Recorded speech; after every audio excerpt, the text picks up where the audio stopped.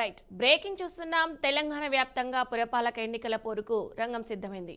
రాష్ట్ర వ్యాప్తంగా 116 మున్సిపాలిటీలు 7 కార్పొరేషన్లలో పోలింగ్ ప్రారంభమైంది. మొత్తం 123 పట్టణ స్థానిక సంస్థల్లో ఎన్నికలు నిర్వహించారు అధికారులు. ఇక ఈ ఎన్నికల్లో మొత్తం 52,17,413 మంది ఓటర్లు తమ ఓటు హక్కును వినియోగించుకోనున్నారు. ఇక వీరి కోసం 8,191 మంది పోలింగ్ కేంద్రాలను ఏర్పాటు చేశారు. ఇక పోలింగ్ ప్రక్రియ ఉదయం 7 గంటలకు ప్రారంభం కాగా సాయంత్రం 5 గంటల వరకు కొనసాగనుంది. తెలంగాణ వ్యాప్తంగా పురపాలక ఎన్నికల పోరుకు రంగం సిద్ధమైంది. ఇక రాష్ట్ర వ్యాప్తంగా 116 మున్సిపాలిటీలు 7 కార్పొరేషన్లో పోలింగ్ ప్రారంభమైంది. మొత్తం 123 పట్టణ స్థానిక సంస్థల్లో ఎన్నికలు నిర్వహించనున్నారు అధికారులు. అయితే ఈ ఎన్నికల్లో మొత్తం 52,17,413 మంది ఓటర్లు తమ ఓటు హక్కును వినియోగించుకున్నారు. వీరి కోసం 8,191 పోలింగ్ కేంద్రాలను ఏర్పాటు చేశారు ఎన్నికల అధికారులు. పోలింగ్ ప్రక్రియ ఉదయం 7 గంటల నుండి సాయంత్రం 5 గంటల వరకు కొనసాగనుంది. ఇక చూసుకున్నట్టయితే మనకు రాజు అందుబాటులో ఉన్నారు. ఒకసారి రాజుతో మాట్లాడదాం. రైట్ రాజు, చెప్పండి, ఈ మున్సిపల్ ఎన్నికలు ఎలా జరుగుతున్నాయి? దీనికి సంబంధించి ఏర్పాట్లు ఎలా చేశారు అధికారులు? ఉమ్మడి నిజామాబాద్ జిల్లాలో మున్సిపల్ ఎన్నికల కోసం సర్వమైతే సిద్ధమైంది. ఓటర్లు ప్రశాంత వాతావరణంలో తమ ఓటు హక్కును వినియోగించుకోవడం కోసం అధికారులు అయితే అన్ని ఏర్పాట్లు చేశారు. ఉదయం 7 గంటల నుంచి 5 గంటల వరకు ఎలక్షన్ సెంటర్ లో ఉన్న ప్రతి ఒక్కరికి కూడా, ఎవరైతే లైన్ లో ఏదైతే ప్రిమిసెస్ ఉంటాయో ఎలక్షన్ సెంటర్ సంబంధించి ఆ ప్రిమిసెస్ లో ఉన్న ప్రతి ఒక్కరితోని కూడా ఓటు వినియోగించుకునే విధంగా అధికారులు అయితే ఏర్పాట్లు చేశారు. 5 గంటల లోపల ఎవరైతే వస్తారో వాళ్ళందరికీ కూడా టోకెన్స్ ఇచ్చి వాళ్ళు ఎంత లేట్ అయినా కానీ వారితో ఓటు వినియోగించుకునే విధంగా అధికారులు ఏర్పాట్లు చేశారు. అలాగే ప్రశాంత వాతావరణంలో అయితే ఎన్నికలు అయితే జరగనున్నాయి. ఇప్పటికే నిజామాబాద్ జిల్లాకు సంబంధించి మున్సిపల్ కార్పొరేషన్, అటు బోధన్ మున్సిపాలిటీ, ఆర్మూర్ మున్సిపాలిటీ, భీమ్గల్ మున్సిపాలిటీలు ఉన్నాయి. ఈ ప్రాంతాల్లో ఎన్నికలు అయితే జరగనున్నాయి. మొత్తం ఈ 4 మున్సిపాలిటీలకు కలిపి సుమారుగా 4,95,579 మంది ఓటర్లు తమ ఓటు హక్కునైతే ఈ రోజు వినియోగించుకోనున్నారు. అందులో మొత్తం 146 వార్డులు ఉండగా ఓటింగ్ నిర్వహణ కోసం 729 పోలింగ్ కేంద్రాలను ఏర్పాటు చేశారు అధికారులు. ఈసారి ఎన్నికల బరిలో మొత్తం 714 మంది అభ్యర్థులు అయితే ఉన్నట్టుగా అధికారులు అయితే తెలియజేశారు. ఇది నిజామాబాద్ జిల్లాకు సంబంధించి. ఇటు శాంతి భద్రత పరిరక్షణ కోసం 1,500 మంది పోలీస్ సిబ్బందిని ఉపయోగించినట్టు సిపి సాయి చైతన్య అయితే తెలియజేశారు. మొత్తం 59 సెన్సిటివ్ ప్రాంతాలు, మరో 59 హైపర్ సెన్సిటివ్, 72 సెన్సిటివ్, అలాగే 89 నార్మల్ లొకేషన్లుగా అయితే పోలీసులు ముందే గుర్తించారు. ఎవరైతే ఎన్నికల నిబంధనలను ఉల్లంఘిస్తారో వారిపైన కఠిన చర్యలు తీసుకుంటామని చెప్పి సిపి సాయి చైతన్య కూడా హెచ్చరించారు. ఇప్పటికే కొందరిని బైండ్ ఓవర్ కూడా చేసినట్టుగా అధికారులు తెలియజేశారు. అలాగే ఎవరైతే గన్ లైసెన్స్ కలిగి ఉన్నారో వారు కూడా వారి వెపన్స్ ని కూడా హ్యాండ్ ఓవర్ చేయడం జరిగింది. కొన్ని బ్యాంకు సంస్థలకు సంబంధించి వాటికి మినహాయింపు ఇచ్చారు. ఈ విధంగా ఉదయం 7 గంటల నుంచే అందరూ కూడా తమ ఓటు హక్కును వినియోగించే విధంగా అధికారులు అయితే అన్ని ఏర్పాట్లు చేశారు. ఓటర్లకు అవసరమైన మౌలిక వసతులు ఇప్పటికే సిద్ధమయ్యాయి. మంచి నీళ్లు ఏర్పాటు చేశారు. ఎందుకంటే ఎండాకాలం కాబట్టి అక్కడ మంచి నీళ్లను ఏర్పాటు చేశారు. టెంట్లు ఏర్పాటు చేశారు. ఎలాంటి ఇబ్బంది లేకుండా రాష్ట్ర ప్రభుత్వం, కేంద్ర ప్రభుత్వం కల్పించిన 13 ఓటర్ గుర్తింపు కార్డులు ఏవైతే ఉన్నాయో వాటిలో ఏ కార్డు అయినా చూపించి తమ ఓటు హక్కును వినియోగించుకోవచ్చని చెప్పి అధికారులు అయితే తెలియజేశారు. ఇప్పుడిప్పుడే ఉదయం 7 గంటలకే ఇప్పుడే పోలింగ్ అయితే ప్రారంభమయ్యింది మరికొద్దిసేపట్లో. ఎందుకంటే అధికారులు అన్ని ఏర్పాట్లు చేశారు కాబట్టి ఉదయం 7 గంటల నుంచే పోలింగ్ అయితే స్టార్ట్ అయింది. ఇప్పుడిప్పుడే ప్రారంభమైందని చెప్పవచ్చు.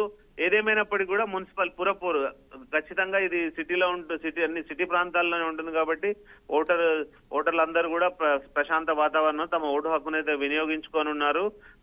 ఇది ఈ విధంగా ఉంది మున్సిపల్ పురపోలు. అయితే రాజు, ఎవరైతే ఓటర్లు ఉన్నారో వాళ్ళు ఓటు వేయడానికి ఇంట్రెస్ట్ చూపిస్తున్నారా? ఇప్పటి వరకు క్యూ లైన్ లో ఉన్నారా ఎవరైనా?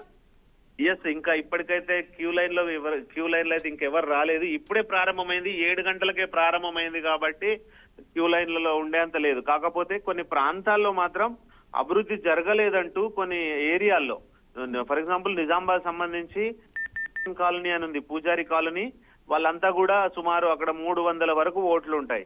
వాళ్ళు మా ప్రాంతం అభివృద్ధి చెంది మాకు డ్రైనేజీలు లేవు, రోడ్లు లేవు, మేము ఓటు హక్కు బహిష్కరిస్తున్నామంటూ బహిరంగంగా ఫ్లెక్సీలు ఏర్పాటు చేసిన పరిస్థితి ఉంది అక్కడ.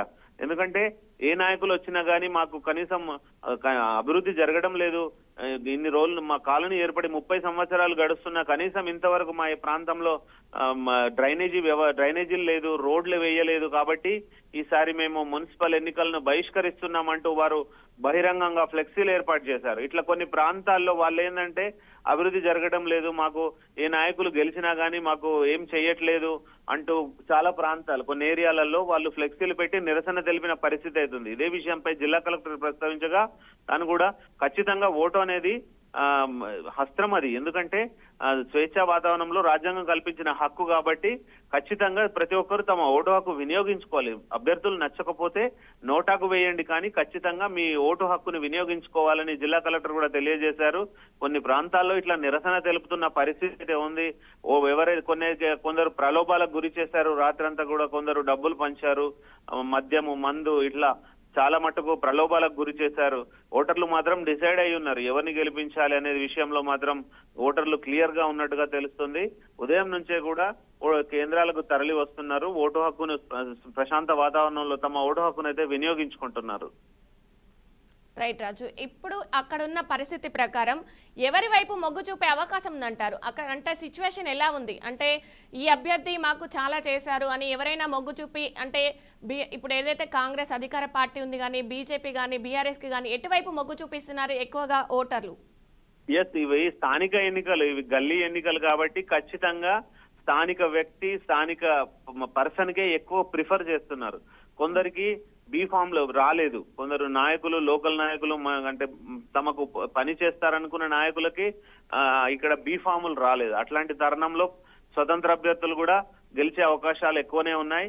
ప్రధానంగా అయితే ఈసారి పోటీ మాత్రం ఖచ్చితంగా ఇటు కాంగ్రెస్ బీజేపీ మధ్య ఉంది. నిజామాబాద్ జిల్లాలకు సంబంధించి ప్రధానంగా మొదటి నుంచి కూడా కాంగ్రెస్ బీజేపీ మధ్యనే పోరు నడుస్తోంది.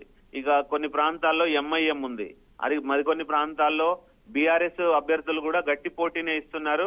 ఏదేమైనప్పటికీ ఈసారి నిజామాబాద్ సంబంధించి మేయర్ పీఠానికి సంబంధించి ఖచ్చితంగా కాంగ్రెస్ ఆర్ బీజేపీకి సంబంధించిన వ్యక్తి మాత్రమే మేయర్ గా ఉండనున్నారు. ఇక ఎంఐఎంతో దోస్తీ చేసి ఇటు కాంగ్రెస్ కూడా మేయర్ పీఠాన్ని దక్కించుకోవడానికి సిద్ధంగా ఉంది.